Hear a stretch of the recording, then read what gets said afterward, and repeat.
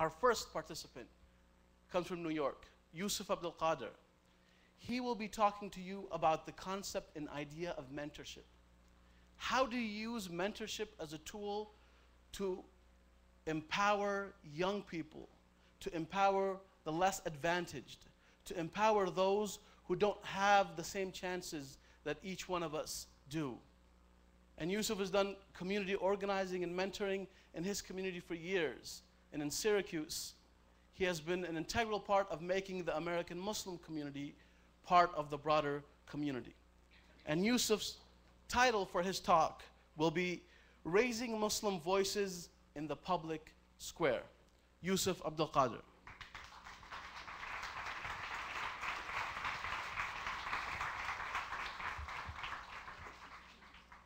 Assalamu alaikum. So as Hara said, my name is Yusuf Abdul-Qadir. I'm originally from New York City, a really big city with a lot of people, like 9 million or so. And we've got a lot of issues in New York that we face. And so I'll be talking to you a little bit about kind of what I've gone through in New York and my experiences and what drove me to kind of act the way that I have and behave the way that I do. That's me as a baby. My mother, Patricia Sims, raised me most of my life. My father died when I was younger. These are pictures of New York, as you can obviously see. Like, very beautiful place, lots of lights, really, really big concrete jungle, as people call it. The United Nations is there. Wall Street is there. It's the place where we have power and privilege. But there's another part of New York City on the other side of Harlem River, the Bronx, where I'm from originally. And in the Bronx, we've got a lot of things going on there. We've got, a contrast between New York and the Bronx, the city proper, but we've got the Bronx Zoo. We've got the Botanical Gardens. We've got a lot of things in the Bronx, and these are faces of the Bronx that many people don't get to see. Hip-hop was born in the Bronx. The Bronx is where Yankee Stadium is, but if you take the 4 train, which is what I did every day, you'd see this. These are other images of New York City. A big contrast from Times Square. Starkly different. That's where I grew up at, 65 Featherbed Lane in the Bronx. These are my parents again. I mention all this to give you a perspective into what kind of made me see the differences growing up in life and what made me feel a little stronger into why we need to do things. Because this New York isn't the New York that I grew up in. This New York isn't the New York that many people are growing up in. This New York where you see Broadway isn't the New York where everyone gets to enjoy. This is the New York that I grew up in.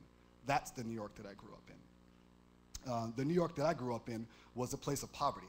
And I don't want to make it a narrative of me, but I think it's important because family was integral for me being able to survive in New York.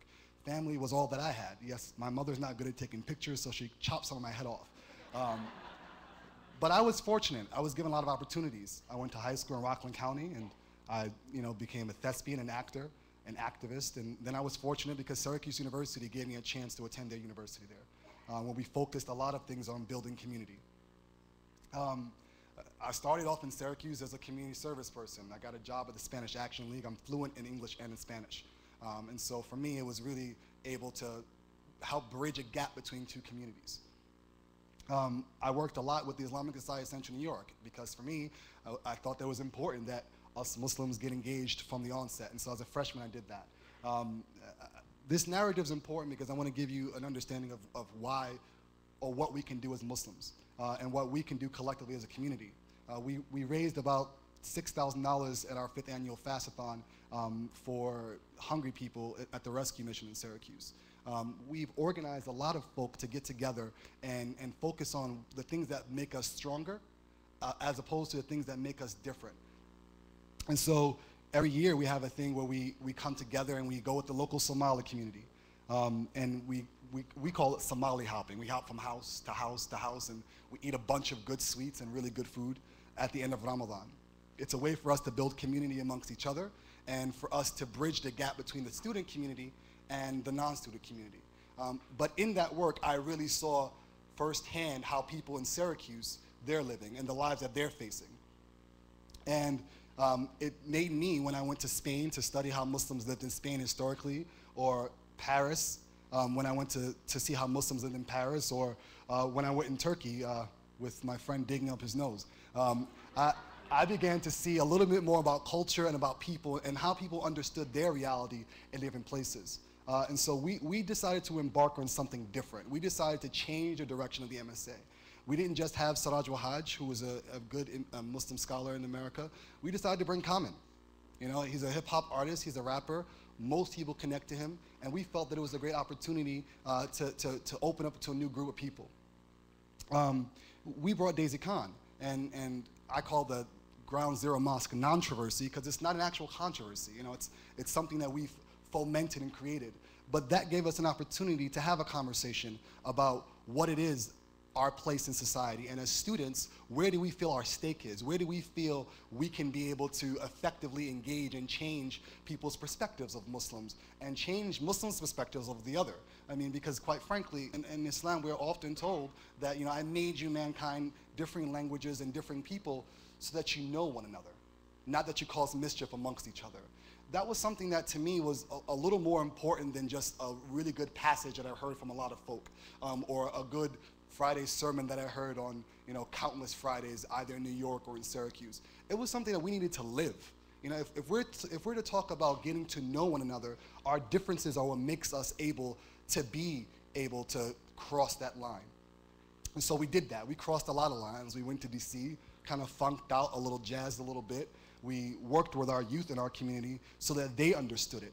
We built bridges amongst them. We told them that, in fact, it doesn't matter what you are, whether you're Black or Native American or Muslim or not, that we respected you. We invested deeply in our community. We invested in the future that they can bring for us because we understood that they would be. We are the change we've been waiting for. This is Scoop Jardine. He's a good friend of mine. He went to Syracuse University. He played SU basketball. And we got him involved. And what he started to do was just talk to the kids and say, listen, I as an athlete who plays on ESPN, one of the top point guards in the country, I decided that it wasn't just about basketball for me, that it was more than just me being able to put a hoop in the hole or a ball in the, I'm not a basketball player, so forgive the analogy. Football, I can talk all day, but basketball, not so much. But it was a little more than just being able to you know, go from place to place and talk to school. We needed to bring the kids to us because there was nowhere else where they were going to go to. They looked up to us. They respected us. They saw us as someone who they wanted to aspire to be, and it encouraged us to feel that we had to now then take up the bar, pull it up a little bit, roll up our sleeves and get a little dirty. And so we did. This is Ahmed Abdi. Ahmed is a kid that I met. I guess he was, how old was he? He was 14 when I met him. And when I met him, he was a sophomore in 8th grader at one of the local high schools in Syracuse. His parents are from Somalia. He's born and raised mostly, well, he was born in Somalia, came to Kenya about 3 or so years old, and he moved to Syracuse. When I met him, pretty much everyone just gave up on the kid. They told him that, you know, you aren't going to be much. He speaks English as if he doesn't speak Somali, so he speaks English as if it's his only language. But they put him in ESL classes. And so when I met him, I began to say, what's going on here? There's some disconnect between what he can do and what they're giving him the option to do. They're not giving him an opportunity. And as a person who comes from poverty, a person who worked their way up a ladder, I understood that the way I was able to do that and the way my brothers were able to do that was because of opportunities that people gave to us. They were investments that people made in us. And so I felt that I should make an investment in him. And that it wasn't just about him, it was about his family and the others in the community. These are some of the other kids in the Islamic Society. This is Ahmed's brother and two of his brothers and 2 other kids. Nabil Daoud, who is an amazingly genius kid, actually. When I met him, he was about probably 11 years old. No one really pretty much paid attention to him. He was just he was ostracized from people. I wouldn't say a social retard, but I can't really find of any other word to say it besides that. And that was kind of harsh, actually. But he was different, and he was different in a way that people didn't believe that he could achieve anything. He's in Harvard now. He's a sophomore in Harvard.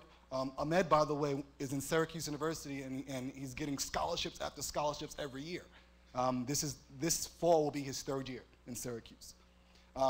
These are some of the folks that we had in our MSA, because for us it was more than just having conversation. We needed to build community.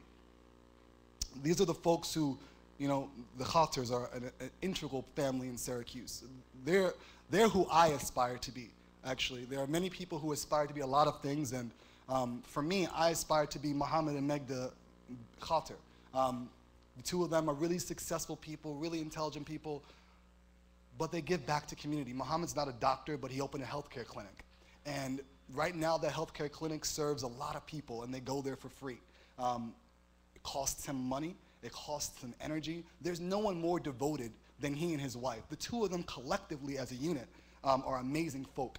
I just want to end by saying we started something different in Syracuse. We started going to the high schools. We started going, you know, to people's homes. And so the next step is, where do we go from here? And in the last few seconds that I've got, Dr. Erin Hussein is, you know, top 100 entrepreneurs by the White House.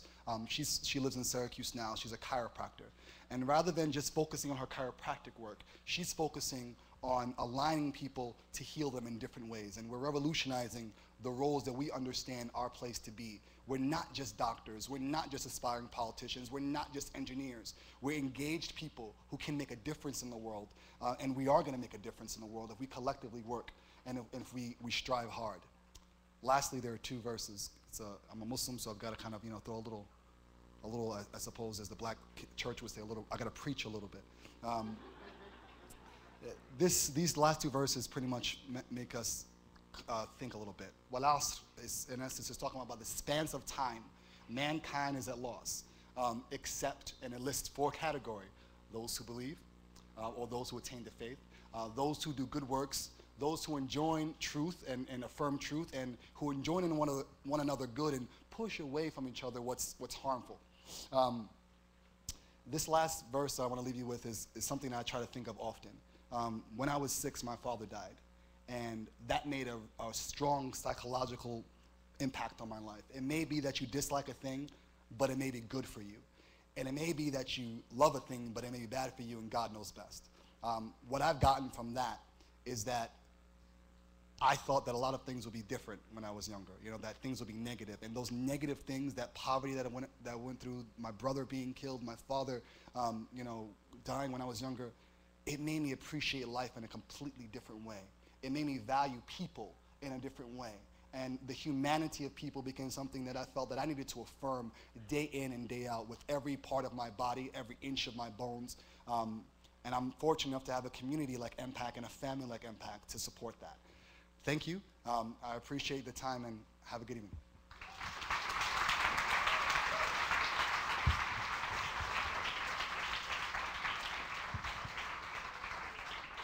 Thank you, Yusuf.